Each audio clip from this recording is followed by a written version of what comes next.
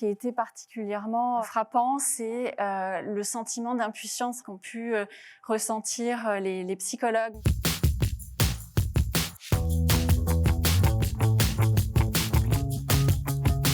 Le Doxolab est consacré aujourd'hui à la prise en charge de la santé mentale en période de Covid. Je vous propose qu'on s'attarde sur deux chiffres qui sont particulièrement éclairants, je crois. Le premier, c'est celui-ci. 75% aujourd'hui des psychologues constatent une augmentation de leur charge de travail. Deuxième chiffre important, 55% des psychologues estiment que les patients ne sont pas assez bien informés de l'importance de prendre soin de leur santé mentale. Et le résultat, c'est que les patients, bien souvent, restent dans l'état de mal-être qui est le leur. Finalement, ils ne vont consulter que quand la situation est très critique. Moi, j'ai eu une massive arrivée vraiment au niveau de la rentrée de beaucoup d'étudiants, des jeunes adultes qui effectivement saturent énormément de ce qui se passe en ce moment.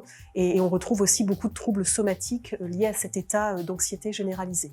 J'ai eu cette impression que dans un premier temps, mes patients qui n'allaient pas très bien se sont retrouvés dans une configuration où finalement l'ensemble de la population était à peu près comme eux. Ils restaient chez eux, les choses s'étaient arrêtées, c'était peut-être un peu plus rassurant pour eux. Caroline, qu'est-ce que ça vous inspire quand on dit qu'un psychologue sur 3 ne se sent pas suffisamment armé? C'est en effet ce que moi j'ai pu observer. Ce qui a été particulièrement frappant, c'est le sentiment d'impuissance qu'ont pu ressentir les psychologues, de devoir littéralement se battre pour pouvoir récolter des informations précises, en fait, de savoir comment ils peuvent exercer avec les différentes restrictions. Les psys eux-mêmes vont consulter facilement, ou est-ce que comme tout le monde, soit ils voient pas le moment qui est critique, soit ils hésitent pour 1000 raisons. Je pense que Caroline pourra le confirmer. Il y a des psys pour les psys, hein.